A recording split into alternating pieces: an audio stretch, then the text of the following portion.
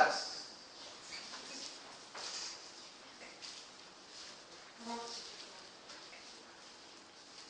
Matius pasal yang ke-24 ayat yang ke-14. Satu ayat saja. Matius pasal 24 ayat yang ke-14. Kita akan baca bersama-sama. 1, 2, 3. Dan Injil kerajaan ini akan diberitakan seluruh dunia menjadi kesaksian bagi semua bangsa. Sesudah itu barulah kita kesudahannya. Mari kita berdoa. Bapa di surga, malam ini kami berkumpul berjemaat. Tuhan, kami mengingat Tuhan Engkau sudah bangkit bagi dalam kematian dan menebus dosa-dosa kami. Dan hari ini Tuhan, setiap minggu kami selalu memperingatinya Tuhan. Sebentar kami mau belajar bersama-sama kebenaran firman-Mu Tuhan. Pimpin kami, berikan kami hikmat supaya kami mengerti dan memahami dengan baik. Terima kasih Tuhan, di dalam nama Tuhan Yesus Kristus kami berdoa. Amin. Baik Bapak Ibu jemaat sekalian, pada malam hari ini saya akan memberi judul tema renungan kita, memberitakan Injil. Memberitakan Injil. Tentu yang pertama yang perlu kita pahami kalau kita berbicara memberitakan Injil, berarti kita harus mengerti dulu Injil, baru tahu apa yang perlu diberitakan. Kalau kita tidak tahu apa itu Injil, kita memberitakan apa, kan begitu? Kita tahu dulu Injil. Kita mengerti dulu apa itu keselamatan. Bapak Ibu jemaat sekalian, begitu luar biasa orang yang sudah bukan hanya mengerti dan memahami Injil, tapi orang yang percaya kepada Injil itu begitu luar biasa. Kenapa? Karena berarti orang ini sudah menyambung mata rantai yang terputus. Awalnya kasih Allah itu yang begitu dekat terpisah dengan manusia oleh karena dosa. Kemudian oleh karena persatuan kembali, yaitu dengan cara percaya kepada Yesus sebagai juru selamat, kasih itu tersambung kembali. Dan kasih itu sifatnya kekal. Luar biasanya di sini. Jadi siapapun yang percaya kepada Yesus memiliki kasih yang kekal ini. Sampai di surga nggak habis-habis ini kasih.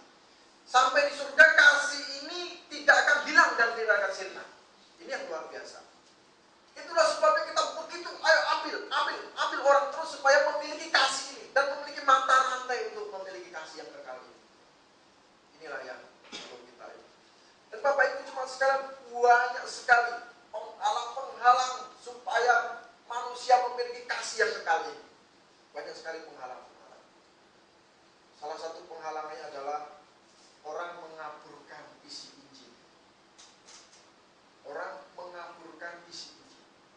Kalau bicara masalah Injil, dia pikir satu kitab inilah Injil gitu. Susah saya melihat mengerti ini pun susah. Profesor, dokter, S2, S3 sampai S berapa susah untuk menemukan ini. Untuk apa? Untuk mengartikan seluruh kitab ini. Kalau kita mau bilang Injil itu ini. Saya berkali-kali diskusi sama kawan. Injil itu selalu yang dia maksud. Kita harus percaya Injil, mengerti Injil itu maksud satu kitab ini. Itulah kitab Injil kan. Sebuah susah kalau saya bilang begitu. Kalau kita memahami seluruh kitab ini kita sulit juga. Ini perlu belajar terus menerus. Tetapi Injil itu artinya kabar baik. Jadi memahami kabar baik itu apa? Yaitu apa? Yaitu bagaimana seharusnya kita dihukum oleh dosa-dosa kita, tetapi ditebus oleh darah Kristus dengan kematian. Dan pada hari Minggu dia mati. Bapak Ibu jemaat sekalian, berbicara tentang Injil. Berbicara tentang Injil. Saya tadi bilang sama ada satu kawan, ada satu tamu cari Purwanto, orang saksi Yehova, cari Pur itu kasih majalah sama saya. Dia pintar tanyanya, Pak, saya mau tanyakan majalah saya yang 1 bulan yang lalu dipinjam katanya. Dia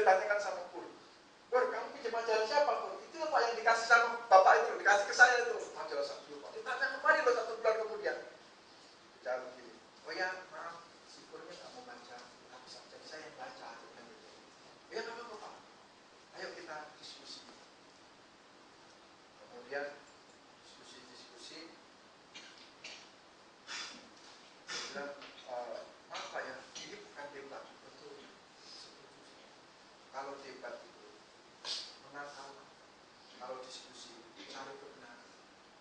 Sekalipun sama, isinya ya sama begitu. Bukan sana buka sini, tetapi kalau debat menang atau kalah, kalau diskusi itu cari kebenaran, itu baru yang benar. Bapak Ibu jemaat sekalian, dari pembicaraan itu saya melihat tidak ada satu pun isi Injil dari saksi Yohanes yang dibilang. Bilang kedokteran, ilmu kedokteran di ayat-ayat itu. Sudah Pak, ini saya nggak usah baca ini. Ada lagi nggak itu yang? Ada lagi. Jangan yang kedokteran ini gampang. Maksudnya kita bisa memahaminya sendiri, banyak di Gramedia sering kita baca. Yang Bapak maksud aja ke sini itu apa? Itu intinya mau apa? Saya mau memberikan raja segala raja, raja segala raja, dan membicarakan nama, membicarakan satu nama, yaitu dia baca ayatnya itu namanya Yehova. Betul, setuju saya. Tapi kenapa di perjanjian baru tidak ada itu nama Yehova itu? Dia baca ada, pakai kitab dia. Pakai kitab dia ada nama Yehova. Jadi saya lihat bagus. Tapi saya bilang, saya tahu sama mereka. Ada dua versi Alkitab yang ini, dua versi Alkitab yang satu mendukung kepada Injil keselamatan, yang satu menentang Injil keselamatan. Dia apa? Iya. Sama-sama dalam bahasa asli, bahasa Yunani. Contohnya di mana? Yohanes pasal 5. Yohanes pasal 5. Di situ ada yang teorinya 1 kali 1 kali 1 sama dengan 1. Bukan 1 ditambah 1 tambah 1 sama dengan 3. Seolah-olah semua orang berpikir Allah kita itu 3. Makanya dihilangkan. Padahal itu maksud Tuhan 1 kali 1 kali 1. Ada 3. Bapa, Putra, dan Roh Kudus, tapi semuanya 1. Maksudnya kalau diperkalikan kan jadi 1. Saya bilang begitu. Oh gitu. Coba Bapak pasti nggak ada ayatnya. Buka dia. Memang nggak ada. Nggak ada ayatnya. Nah kan? Saya buka juga di situ. 1 Yohanes pasal 4. Di situ tidak ada, di sini tidak ada, di dalam bahasa aslinya ada. Saya bilang begitu. Ayat apa? Dan setiap roh yang mengaku Yesus stop, tidak berasal dari Allah. Lembaga Alkitab juga begitu. Tapi bahasa aslinya bukan begitu. Setiap roh yang tidak mengaku Yesus yang datang dalam daging tidak berasal dari Allah. Coba dilihat. Saya suruhlah yang baru belajar Esra namanya Esra. Saya suruh baca. Nah ini baru baca. Saya kasih tahu bahasa Yunaninya. Nih bahasa Yunaninya. Oh ya itu yang kaya. Kan Urio itu kan K itu ya. Ya itu. Itu kan saya nggak nipu ya. Bintang. Mulai bintang sih. Esra. Bapaknya juga mulai bintang. Saya nggak ngerti bahasa Yunani. Begini. Ini terjemahannya dari bahasa Yunani. Jadi Bapak harus tahu. Saya tulis pakai kertas. Ambil kertas lagi ya. Dia bilang, coba Bapak buka Yohanes pasal 1 ya. Yohanes pasal 1 ya. Ayat berapa? Saya bilang, padahal dia mau bilang ayat 1 ya. Ayat berapa? Ayat 1 ya. Saya ikutin aja. Pada mulanya, dan bacanya lucu sekali. Bacanya memang Sang Yehova itu memang kadang-kadang kalau orang nggak dia bilang pada mulanya adalah firman itu bersama-sama dengan Allah, dan firman itu adalah suatu Allah. Firman itu suatu Allah katanya. Saya bilang kalau suatu Allah itu bahasa aslinya bahasa Inggrisnya ini enggak begitu loh. Ini pakai logos. Masa sih Pak? Saya baca lagi, saya panggil lagi, saya bikin grogi. Sini saya baca dulu. MRK logos, ya kan? Logos plus pantheon. Terus kemudian apa tadi bahasa aslinya, terus terakhirnya itu ada juga hologos. Jadi hologos itu bahasa Inggrisnya bahasa Indonesia si firman atau sang firman. Jadi Allah itu adalah firman.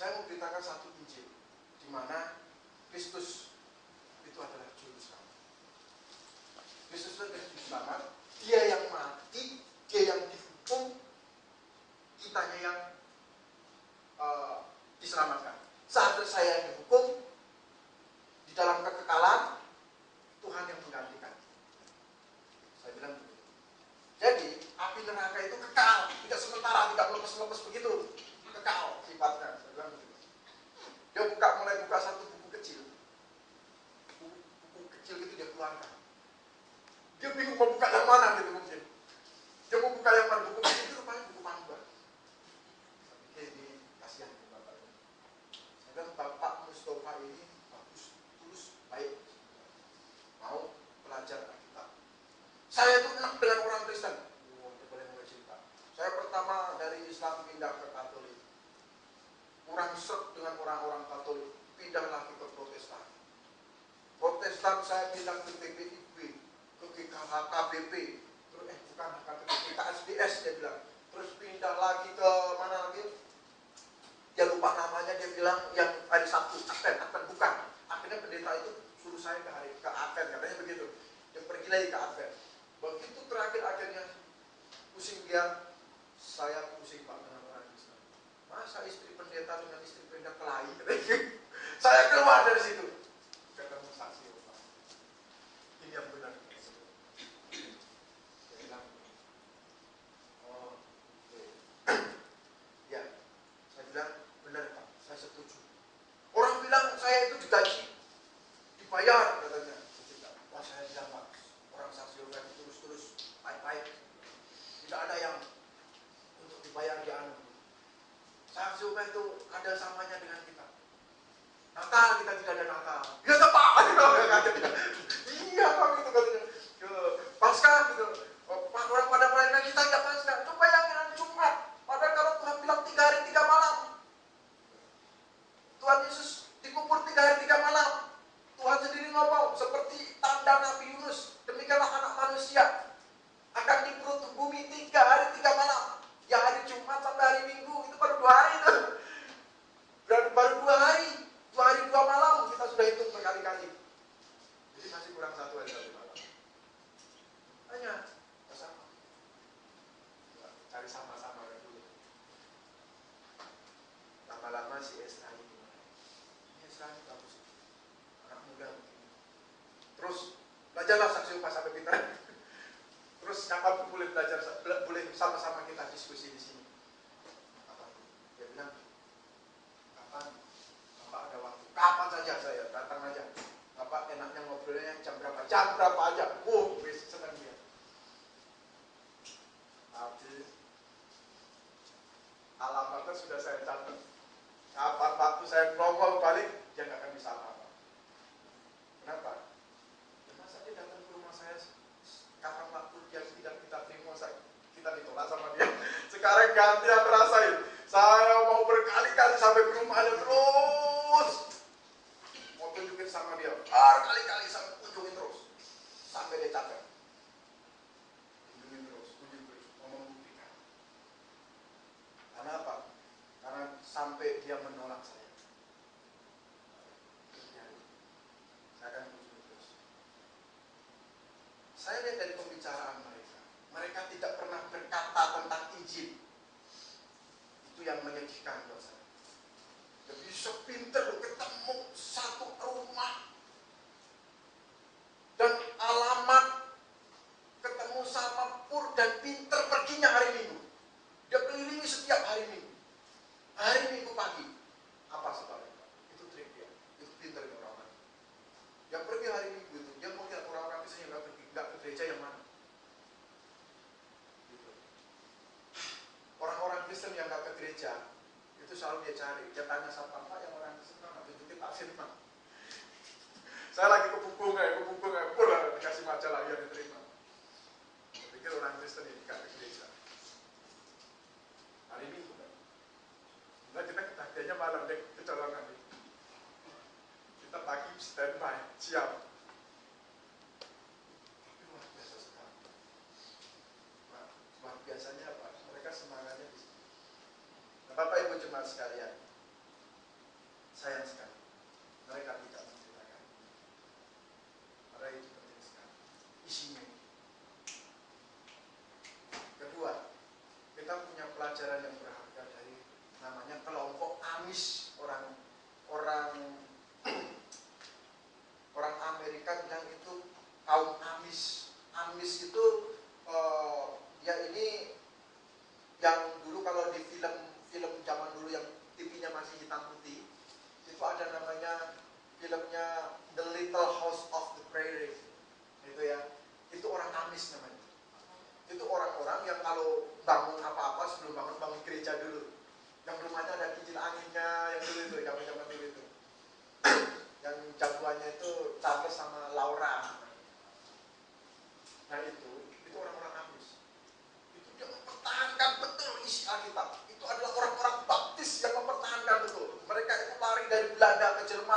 Jerman ke Inggris, Inggris ke Amerika.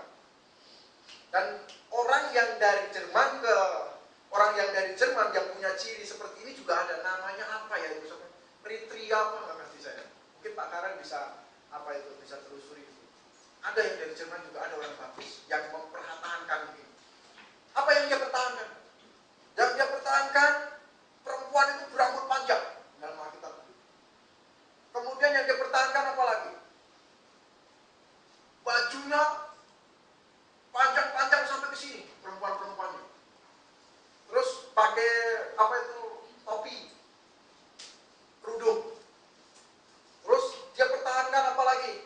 Dia pertahankan mereka itu anti pada minuman keras, anti pada rokok, anti pada nonton TV, anti apa lagi? Mobil, motor, mereka naik kereta. Yang paling banyak itu di Ohio ada 50.000. Terus Pennsylvania itu ada sekitar 10-an ribu lebih, dan banyak terbagi kecil-kecil sampai ada satu kota yang hanya 31 orang saja. Itu jumlah sekitar 100.000 di Amerika. Mereka pertahankan itu. Kalau di National Geographic kan itu ada dulu yang difilmkan malah itu. Mereka itu. Jadi mereka begitu mandiri, mereka tidak mau tercampur dengan dunia luar yang begitu kotor katanya, yang begitu mempengaruhi iman mereka katanya begitu. Ini bagus. Tapi satu hal yang mereka juga punya kejelekan. Berbicara tentang Injil, yaitu apa? Mereka sanggup mempertahankan diri sendiri. Pertahanannya kuat, tetapi mereka tidak bisa menjangkau orang lain. Ini juga tidak alkitabiah. Mereka tidak berusaha untuk memberitakan Injil yang dia terima itu kepada orang lain. Itu yang salah. Jadi sanggup mempertahankan supaya tidak terkontaminasi dunia luar, supaya alkitabiah, tetapi tidak berani, tidak bisa menjangkau orang luar. Ini juga salah. Tidak bisa memberitakan orang lain. Tapi pertama, pemberitaan Injil itu dirusak dengan berbagai macam cara. Bahkan ada khotbah yang isinya itu bukan lagi Injil, isinya itu sudah materi, kamu pusing kita lihatnya. Coba bayangkan, ini sudah mulai dikabulkan isi daripada Injil. Padahal kebangkitan Tuhan itu adalah satu proses yang luar biasa. Kematian dan kebangkitan Tuhan itulah yang akan kita bicarakan sampai kapanpun. Di dalam Roma pasal 1 dikatakan Injil itu adalah kekuatan Allah. Betapa pentingnya pemberitaan Injil. Kenapa bisa begini Pak? Karena kekal, kasih itu kekal. Orang yang sudah lahir baru, sudah mengerti Injil dan percaya kepada Injil, itu dia memiliki kasih. Orang yang sudah memiliki kasih, kalau ada orang lain yang mau diselamatkan, ada orang yang mau diselamatkan, mau mati di depan kita, gitu. Ada orang yang mau binasa di depan kita. Di depan kita ini mau binasa, tetangga kita mau binasa, saudara kita mau binasa, kita memiliki kasih Allah. Apa kita bisa biarkan mereka? Ini ciri orang yang lain baru. Ciri gampang orang yang percaya Tuhan. Pak, percaya Tuhan itu seperti apa? Gampang sekali. Yaitu, saya memiliki kasih Tuhan yang kekal. Kalau begitu, saya lihat saudara saya mau binasa, saya pasti putar otak untuk bagaimana caranya dia bisa mengerti Injil juga. Itu baru orang yang baik banget. Saya lihat tetangga saya lihat siapapun, saya akan beritakan Injil itu supaya mereka percaya kepada Tuhan. Itu ciri gampang orang yang lahir baru. Itu saja. Sekarang ini sudah kabur masalah ini. Orang mau merekrut mereka itu supaya jadi Kristen, bukan supaya mempercayai Tuhan. Saya jadi Kristen, pergi ke gereja. Kalau pergi ke gereja sini, nanti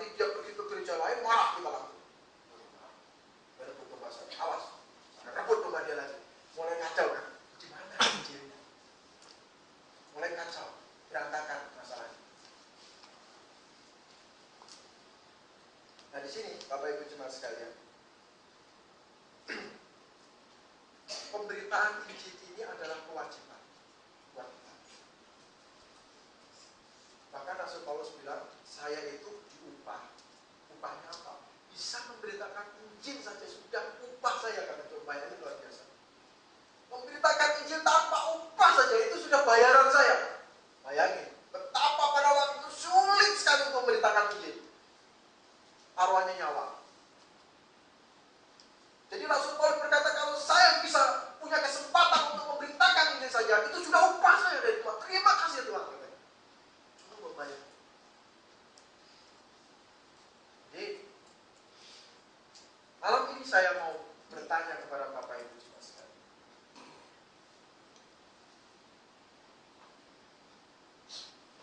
Apakah kita tergerak untuk memberitakan Injil? Yang tergerak katakan amin.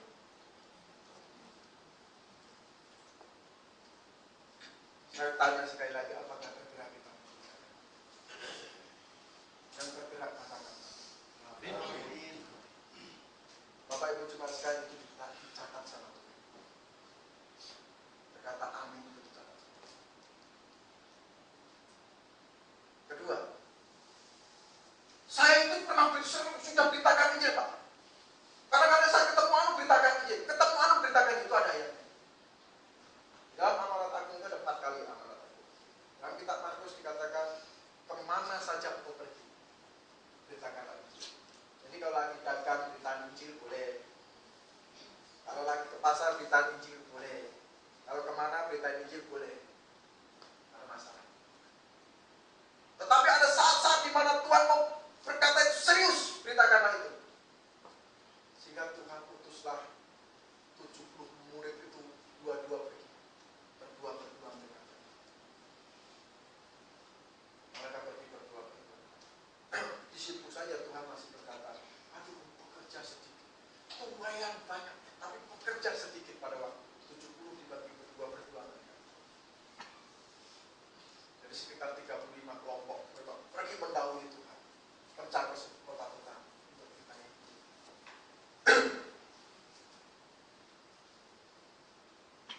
Dan ini adalah saya menarik satu kesimpulan. Ini sebenarnya adalah tugas dari orang-orang yang lain. Kalau kita ada di sini, taruh berapa puluhan orang kita di sini, kita bagi dua kelompok. Maksudnya kita bagi dua-dua. Pergi seminggu sekali saja. Wah, itu kita akan berbenturan dengan siapa-siapa. Kita akan melihat perkembangan iman kita. Wah, si anu Pak ketemu dengan orang Saksio Pak. Saya ketemu rumahnya Saksio Pak misalnya. Kalau kita rutin setiap 1 minggu 1 kali aja 2 orang. Karena tadi sudah bicara amin, saya mau kasih contoh. 2 orang pergi. Cari seminggu sekali. Waduh sibuk sekali. Jam 8 sampai 9 malam bisa bertamu ke 1 orang. 1 orang seminggu sekali. Nanti mereka itu pertama yang diuntungkan siapa? Selalu kita yang diuntungkan adalah untuk kemuliaan Tuhan. Wah gila ini. Bukan saksi Yehova, tapi begini katanya. Pelayanannya begini. Saya tanya-tanya kok bukan pengajaran saksi Yehova, tapi kok kayak seperti itu misalnya. Malah lebih lagi. Jawabnya bisa lebih ini katanya. Coba bayangin. Kalau itu terjadi. Saya lagi mulai pikir tadi saya ngomong sama 2 orang ini. Saya ngomong dengan 2 orang ini. Wah, mana gembala kalian mana? Mana mau sebutin loh. Saya kayaknya kenal dengan gembala sekalian. Kalian itu. Siapa? Namanya Pak Lindong. Atau Pak siapa? Disebutin semua satu-satu. Oh, nama gembalanya gitu kan. Saya bilang, aduh. Sayang. Tetapi kita yang sudah mengerti akan merasa berbeda. Cuma kalau kita tidak bekerja. Kita memang menjaga keamanan rumah masing-masing. Ya, tiap hari kita jaga keamanan masing-masing. Tetapi ada tempo-tempo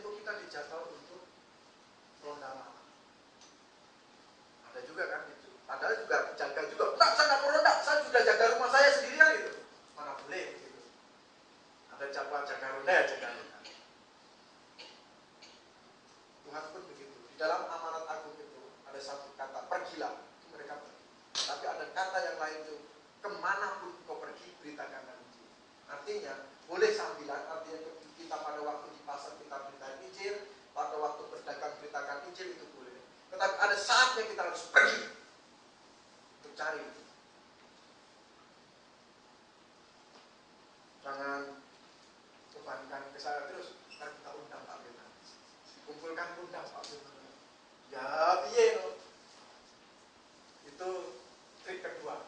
Yang pertama kita harus, saya lihat mulai ini hal yang sangat baik buat kita semua di sini. Nanti saya susun jadwal. Dan sekarang Bapak ini pergi seminggu sekali. Bapak ini dengan Bapak ini pergi seminggu sekali. Entah kemana, terserah. Bertamu, harus bertamu 2 orang. Jangan berbicara yang lain, berbicara masalah Injil. Nanti bahannya ada. Terima kasih. Kalau memang itu. Untuk jadi bahan pembicaraan misalnya. Kasih apa gitu. Luar biasa. Yang perempuan bagus.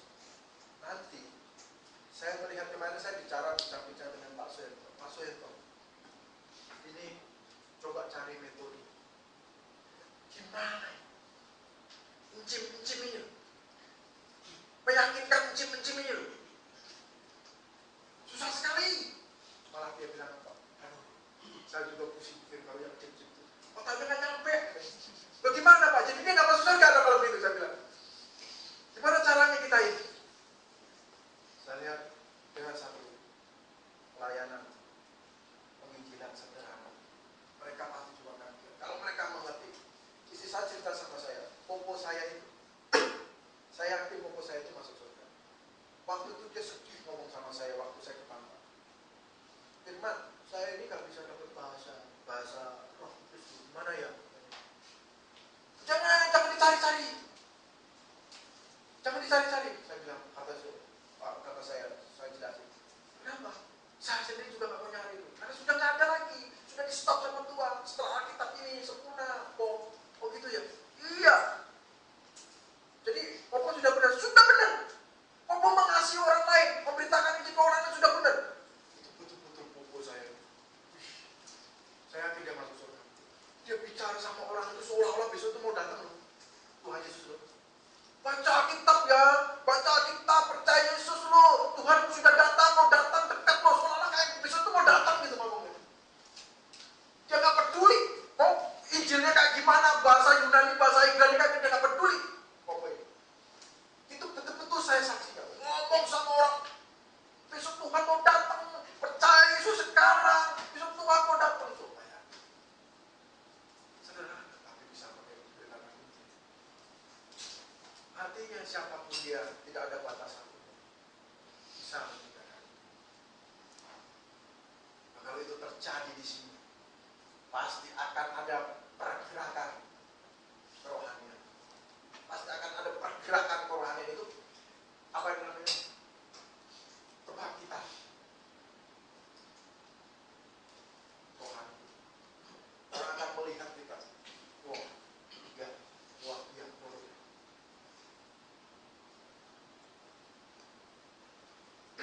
Dalam Lukas pasal 10 ayat 1. Tuhan utus mereka berdua. Kenapa bisa berdua? Kalau saya pergi sendiri, itu berat sekali.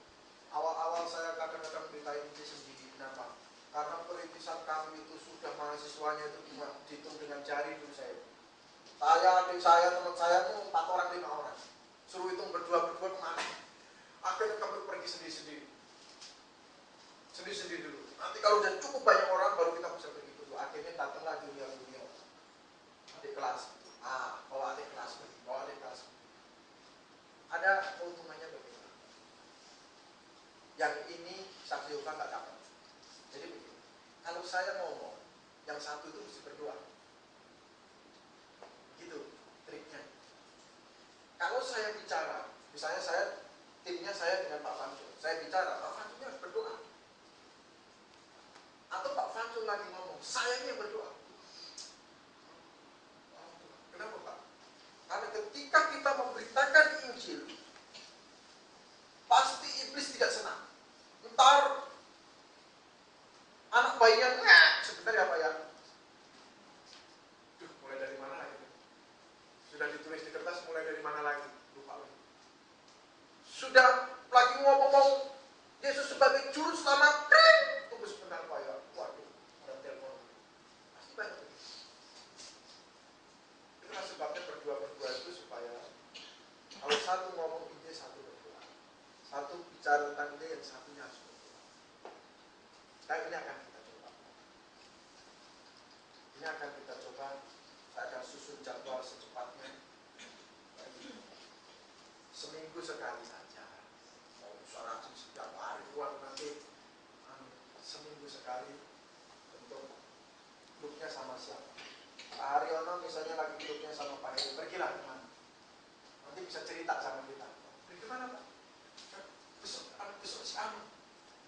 Dan 1,5 jam saja cukup. Cukup, nggak perlu banyak kocok dari awal sampai akhir, dari pagi kita bikin ya Pak ya. Wah, tulis di sini sampai sore kan. Wah, kalau gitu terjadi, luar biasa. Semangat, kitanya semangat. Saya baca sejarah perangnya Jenderal MacArthur. Katanya Amerika itu harus cari musuh. Negara yang tidak punya musuh tidak mungkin bisa maju. Nanti dia perang sendiri-sendiri di dalam. Jadi karena di dunia ini selalu ada musuh. Makanya perang. Bikin perang. Itu teori mereka. Supaya nggak perang sendiri-sendiri di dalam. Ada fokus keluar mereka. Itu teorinya.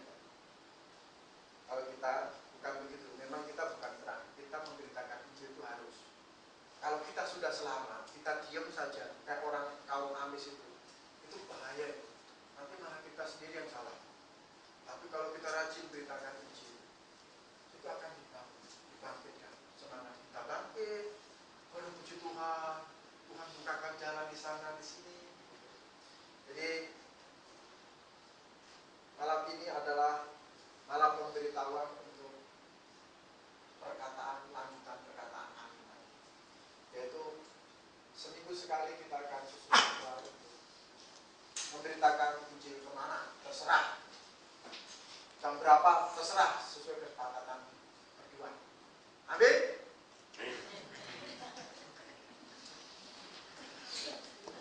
Aminnya berkurang, tadi aminnya iya, sekarang mulai berkurang. Aku diutus, ya. Ayo kita akan berdoa.